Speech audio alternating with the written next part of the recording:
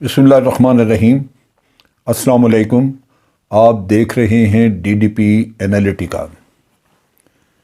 آپ کو یاد ہوگا کہ 2019 میں ایک واقعہ جس کی تحقیقات پہلے سے ہو رہی تھی، اس پہ آئی ایس پی آر نے ایک اناؤنسمنٹ کی جس میں بتایا تھا انہوں نے کہ پاکستان آرمی کے 3 آفیسرز کو سزائیں دی گئی ہیں، جن میں ایک تو سویلین آفیسر ہیں ڈاکٹر وسیم اکرم، اور اس کے ساتھ ایک 3 اسٹار جنرل اور ایک بریگیڈیئر صاحب کو سزا ہوئی ہے۔ جو سزائیں تھیں وہ جو 3 اسٹار جنرل تھے ان کو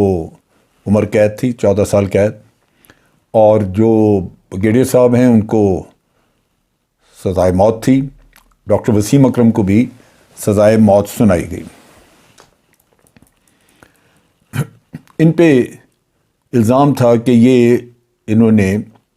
غیر ملکی ایجنسیز کے لیے کام کیا، ان کے لیے جاسوسی کی، اور ویلیوبل انفارمیشن جو ہے وہ ان لوگوں کو پاس کی جو کہ غیر ملکی تھے یا پاکستان کے دشمن تھے۔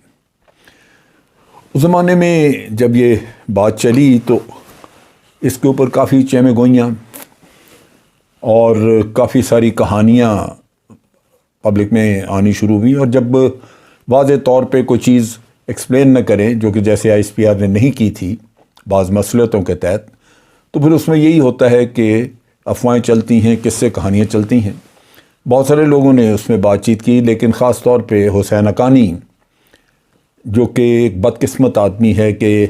وطن عزیز کی خدمت کرنے کی بجائے وہ وطن عزیز کو مختلف ذریعوں سے نقصان پہنچاتا رہا یا نقصان پہنچانے کی کوشش کرتا رہا۔ ایسے بدقسمت لوگ اور بھی ہیں پاکستان میں جو مادر وطن کے ساتھ بے وفائی کر کے تو دنیاوی فائدے حاصل کر لیتے ہیں دوسرے ملکوں سے، لیکن وہ یہ نہیں جانتے کہ ہم صاحب ایمان ہیں، اور ہمارا ایمان یہ ہے کہ نقصان صرف اتنا ہوگا جو ہمارے رب العالمین کو منظور ہے، وہ کوئی روک نہیں سکتا، اور نقصان ہونا یا نہ ہونا وہ اپنی جگہ پہ، لیکن وہ بدقسمت آدمی جو اس کا ذریعہ بنتا ہے نقصان کا اپنے مادر وطن کے لیے، وہ در حقیقت اپنا منہ کالا کر رہا ہوتا ہے۔ اب حسین حقانی نے اس کے اوپر قصے کہانیاں بنانی شروع کی۔ آج یہ موضوع پہ میں بات بھی اسی لیے کر رہا ہوں کہ ایک طرف تو ڈس انفارمیشن اس کیس کے بارے میں بھارت سے مٹیریل نکل رہا ہے، دوسری طرف پرانی کہانیاں ہیں جو حسین حقانی صاحب نے چلائی ہوئی ہیں، وہ بھی تازہ کی جا رہی ہیں۔ حسین حقانی صاحب کا یہ کہنا تھا کہ پاکستان آرمی کے جو سینئر آفیسرز ہیں وہ چونکہ ملوث ہیں جاسوسی میں، ان کاموں میں پاکستان کے نیوکلیئر پروگرام کے راز جو ہیں وہ بیچ رہے ہیں یا انہوں نے دیے ہیں، اور تبھی ان کو سزائیں سنائی گئی ہیں۔ تو اس سے واضح ہو گیا کہ پاکستان آرمی کے پاس جو نیوکلیئر پروگرام ہے وہ محفوظ نہیں ہے پاکستان کا، اور اس کے ساتھ ساتھ یہ بھی کہ پاکستان آرمی جو اپنے آپ کو کسٹوڈین سمجھتی ہے پاکستان کی سیکیورٹی کا، اس کی بھی غلط فہمی دور ہو گئی۔ اچھا، قصہ اس کے بالکل برعکس ہے۔ پاکستان آرمی اپنے ڈسپلن کو مینٹین کرنے کے لیے وقتاً فوقتاً اگر کوئی وائلیٹ کرتا ہے قوانین کو تو اس کو سزا دیتی ہے، اور سزا جو ہے وہ اناؤنس نہیں کی جاتی پبلک میں، البتہ تمام آرمی میں وہ سزا اناؤنس کر دی جاتی ہے یا اس کو انفارمیشن کے طور پہ بھیج دیا جاتا ہے، تاکہ تب سب کو پتہ لگ جائے کہ کس کو سزا ہوئی، اور دوسرے لوگوں کو تھوڑا اس کے اوپر ایک وارننگ مل جائے کہ سسٹم اس آرمی کا زندہ ہے، چل رہا ہے، اور اگر آپ کوئی غلط کام کریں گے تو وہ آپ کو چھوڑے گا نہیں۔ یہ لوگ جن کو سزا ہوئی ان میں سے ہمارے جو 3 star general lieutenant general Javed, یہ کافی سینسیٹیو جگہوں پہ رہ چکے ہوئے تھے، جس کی وجہ سے ان کا تجربہ کافی تھا، اور ریٹائرمنٹ سے پہلے انہوں نے کافی امپورٹنٹ پوزیشنز جو ہے وہ ہولڈ کی رکھی تھیں، جس کی وجہ سے ان کا اپنا نالج بہت ساری سینسیٹیو انفارمیشن کے بارے میں موجود تھا۔ ان کو امریکن ایمبیسی نے ریکویسٹ کی کہ آپ ہمارے لیے کچھ انالیسز اور کچھ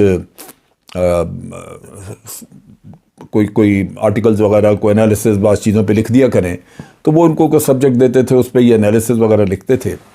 اور لازمی بات ہے کہ جب انالیسز آپ لکھتے ہیں اپنی طرف سے آپ کوشش کرتے ہیں کہ بہترین لکھا جائے، تو اس میں پھر جو آپ کا اپنا پریویس نالج ہے جس میں کہ سینسٹیو نالج بھی موجود ہے جو باہر ڈائیورج نہیں ہونا چاہیے، وہ بھی آ جاتا ہے، کہیں نہ کہیں ذکر آ جاتا ہے. نتیجہ یہ کہ اس طرح آپ انفارمیشن ڈائیورج کرتے ہیں.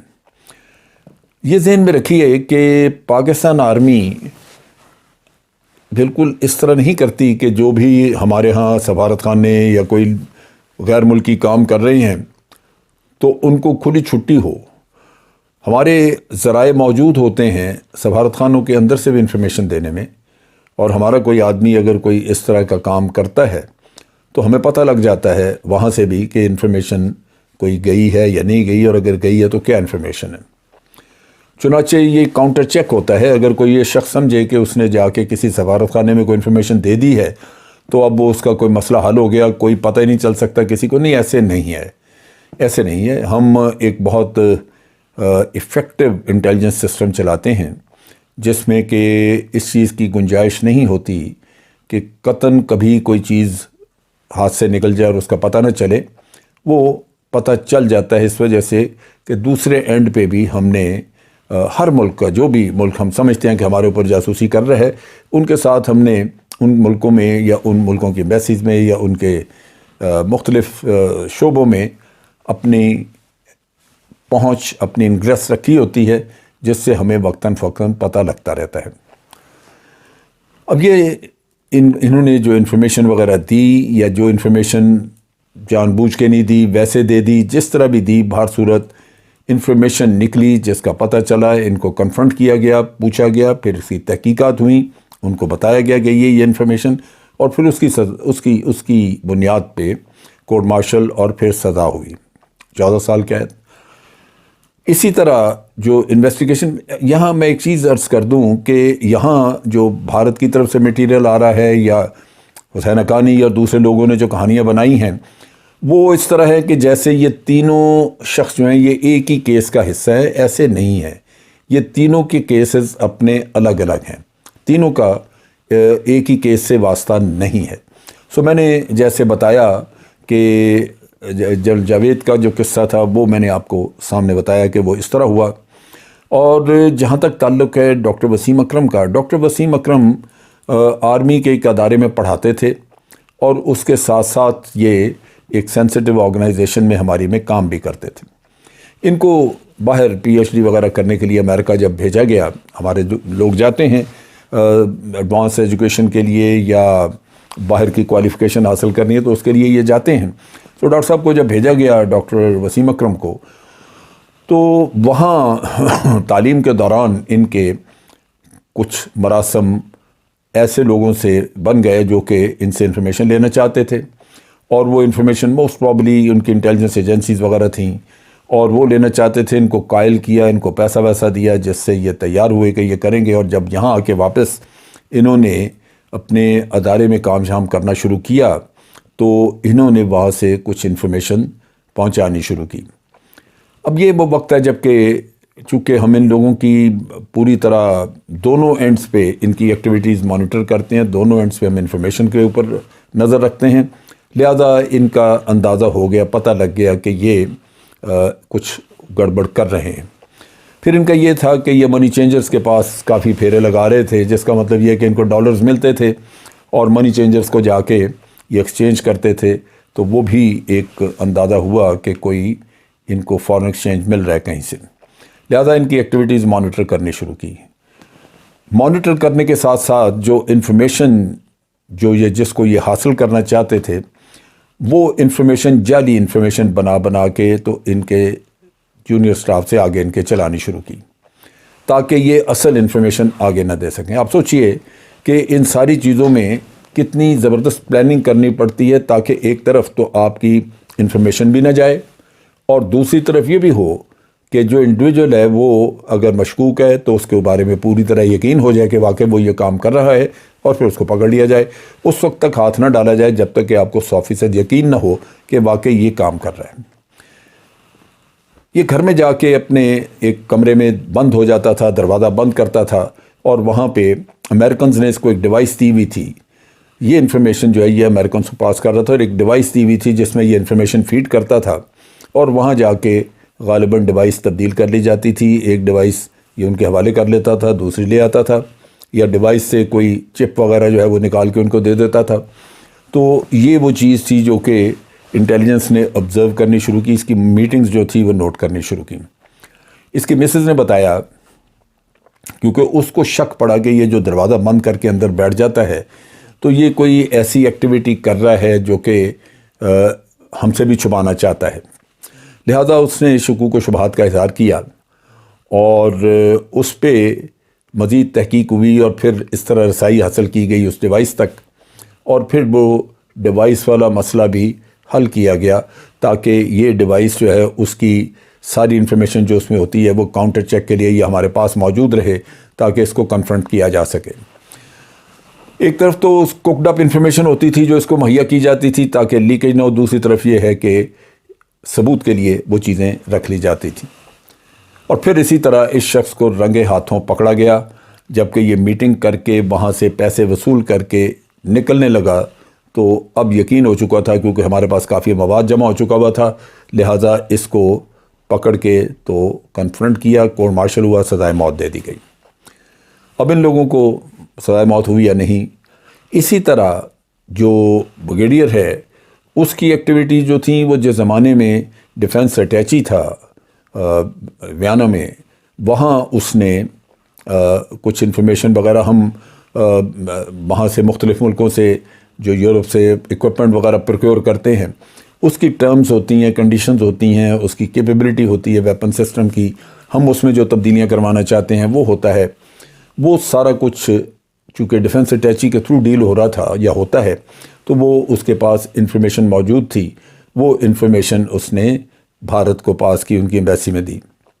سو یہ بھی چیز جو ہے وہ چیک ہو گئی، مانیٹر ہو گئی،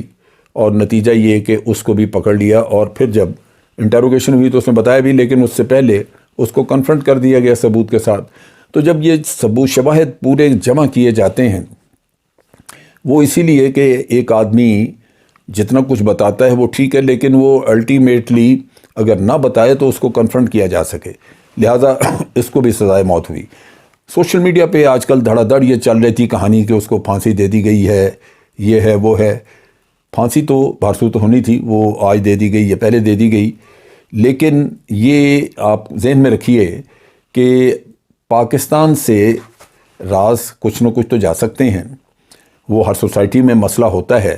لیکن اس کا مطلب ہرگز یہ نہیں ہے کہ یہ فری فار آل ہے، جس کا جی چاہے وہ یہاں سے جو اٹھا کے لے جائے. پاکستان آرمی میں ہمارے حفاظتی انتظامات جو ہیں وہ بڑے مضبوط ہیں. یہاں پہ دو چیزیں میں ذکر کرنا چاہوں گا. ایک تو یہ کہ چونکہ حفاظتی انتظام بھی ہمارے اچھے ہیں، دوسری طرف یہ کہ برائی غلط کام وہ انسان کو تباہ کر کے رکھ دیتا ہے. اب یہ فیملیز برباد ہو گئیں جن کے لوگ 2 پھانسی چڑھ گئے اور ایک عمر قید کاٹ رہا ہے. ان کے بچے بھی برباد ہو گئے کہ وہ کس کو منہ دکھائیں گے. تو یہ کام وہ ہیں جو کہ ایک عام آدمی کے لیے سبق اس میں یہ ہے کہ ان کاموں سے بچنا چاہیے. اور جب بھی کبھی آپ سے کوئی انفارمیشن اگلوانا چاہے یا کوئی اس طرح کی بات کرے، تو بجائے اس کے پیسے یا دینے کی جو وہ چیزیں دیتا اس کی لالچ میں آنے کی بجائے اپنے وطن کے ساتھ محبت اس کو پالیں دل میں. اور یہ جو آپ کو چیز انفارمیشن مانگ رہے اس کی اطلاع آپ اپنے ذمہ دار افسران کو دیں، فوج کو دیں یا پولیس کو دیں، تاکہ ایسے عناصر کو پکڑا جا سکے. دوسری طرف یہ میں آپ کو یقین دہانی کراتا ہوں کہ پاکستان آرمی میں بڑا زبردست روبسٹ ہمارا بڑا افیکٹو ایک تو قوانین موجود ہیں، قوانین کا انتظام موجود ہے، دوسرا تحقیقاتی انتظام بڑا مضبوط موجود ہے، اور پھر تیسری چیز یہ کہ انفارمیشن کلیکشن کا انتظام ہمارا زبردست موجود ہے. ہمارے پاس ہماری انٹیلیجنس ISI وغیرہ بڑی افیکٹو ہے، ملٹری انٹیلیجنس بڑی افیکٹو ہے. نتیجہ یہ کہ ہم اپنی فوج کے اندر، ایئر فورس کے اندر، نیوی کے اندر ادھر بھی ہم چیک رکھتے ہیں، باہر بھی ہم چیک رکھتے ہیں. دشمن جو باہر کے ہیں ان کی نیتیں ہم بھانپتے ہیں، ان کے اوپر زیادہ چیک ہوتا ہے. نتیجہ یہ کہ یہ سوچنا کہ کوئی یہاں پہ کام کر کے تو ہمیشہ کے لیے بچ کے نکل جائے گا، وہ یہ نہیں ہوگا. پکڑے جائیں گے لوگ اور پھر سزائیں سخت ہوں گی۔ یہ ایک سول کا کھاتا نہیں ہے کہ جہاں کوئی پولیٹیشین پارلیمنٹ میں کھڑا ہو کے تقریر کر کے تو کہہ دے کہ جی یہ خیبر پختونخوا جو ہے یہ افغانستان کا ہے اور ان کو ملنا چاہیے اور فلاں، تو وہ باتیں کر کے تو بچ نکلے۔ یہ وہ چیز نہیں ہے۔ ان لوگوں نے حلف لیا ہوا ہے وطن کے ساتھ وفاداری اور محبت کا، اور یہ ہم سب کا فرض ہے، جو بھی ہم یونیفارم میں ہوتے ہیں اور رہ چکے ہیں، ہمارا اوتھ ہے، ہمارا فرض ہے، اور اس کی وائلیشن جو ہے وہ قطعاً ٹالریٹ نہیں کی جاتی۔ میں اس ویڈیو کے ذریعے بھی ری ایشور کرنا چاہتا ہوں اپنے پاکستانی بھائیوں کو کہ ایک تو نقصان بڑا تھوڑا ہوا جو کہ روک لیا گیا ہمارے اپنے سسٹم کی وجہ سے، اور دوسرا یہ ہے کہ سسٹم جو ہے وہ بڑی کڑی نظر رکھتا ہے۔ یہ پاسبل نہیں ہے کہ کوئی کر دے کچھ ایسی بات اور پھر بچ نکلے۔ اللہ کا بڑا کرم ہے کہ ہم محفوظ ہاتھوں میں ہیں اور چیزیں جو ہیں وہ بہتری کی طرف جا رہی ہیں، اور یہ جو سزائیں دی گئی ہیں یہ عام پبلک، سول پبلک، ان کے لیے بھی ایک لیسن سبق ہونا چاہیے، اور دوسرے لوگوں کے لیے افواج پاکستان میں بھی سبق ہونا چاہیے کہ جرم ہے، اس سے بچا نہیں جا سکتا، اور اس کا نتیجہ بھی بھیانک ہوتا ہے۔ آج کے لیے اتنا ہی۔ افواج پاکستان زندہ باد، پاکستان پائندہ باد۔